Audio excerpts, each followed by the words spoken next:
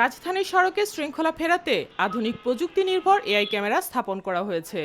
Traffic আইন লঙ্ঘন, signal অমান্য কিংবা অন্যান্য অনিয়ম শনাক্ত করে দ্রুত ব্যবস্থা নেওয়ার লক্ষ্যেই এই উদ্যোগ। ফলে অনেক চালক এখন আগের তুলনায় বেশি সতর্ক হয়ে ট্রাফিক সিগন্যাল মেনে চলছেন। তবে এআই নজরদারির মধ্যেও রাজধানীর বিভিন্ন গুরুত্বপূর্ণ সড়কে নিষিদ্ধ অটোরিকশা ও মিশুকের চলাচল থামছে না। সংশ্লিষ্টদের অভিযোগ, এসব যানবাহন এখন নির্বিঘ্নে মূল সড়কে চলাচল করছে, যা সড়ক নিরাপত্তার জন্য ঝুঁকি সৃষ্টি করছে। তবে অটোরিকশা বা সিএনজি এই ব্যাপারগুলো যদি আর একটু এআই এর আন্ডারে আসতো তাহলে সুবিধা হতো, কারণ মানুষ তাহলে চলাচলের সুবিধা হতো। এই যে জায়গায় যে সিস্টেম চালু আছে সেই জায়গায় অটোরিকশা ইন টোটাল অফ করে দেওয়া উচিত। রাজধানীর বাংলা মোটর এলাকায় কথা হয় এক অটোরিকশা চালকের সাথে। তিনি বলেন, সবাই সড়কে উঠে, তাই আমরাও মূল সড়কে উঠি। ট্রাফিক পুলিশ রেকর্ড দিয়ে ডাম্পিং করে জরিমানা নেয়, তারপরও আবার উঠি। দোষ তো সরকারের না, দোষ আমাদেরই। দেখা গেছে সবাই তো মেন রোডে উঠা, আমাদের উড়া নিষেধ, ভিআইপি রোডে উড়া নিষেধ, তারপর আমরা আর কি অমান্য করে ওইটা উঠতেছি। কিন্তু এতে তো পুলিশের বা সরকারের দোষ নাই, আমাদের দোষ।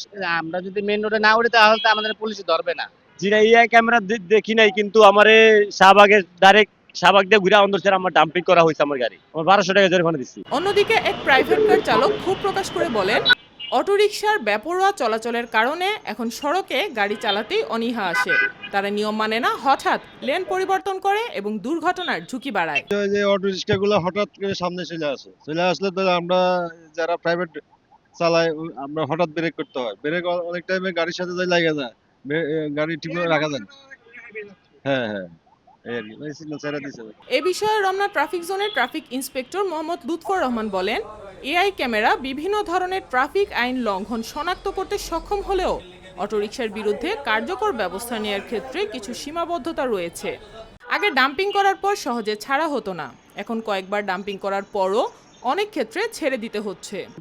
রিক্সার ব্যাপারটা অ্যাকচুয়ালি ওটার তো কোনো সিগন্যালের মামলা হবে না, ওটা এই মামলা হবে না। আমরা ধৈরা ওটা রেকারিং করি, ডাম্পিং করি।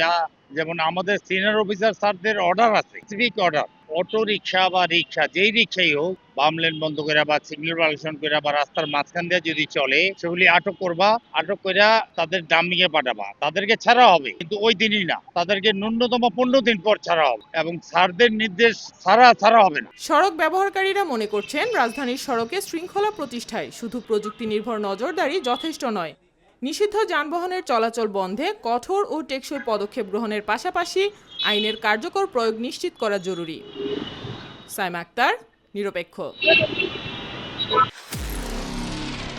নিরপেক্ষ, সত্য প্রকাশে আপোষহীন।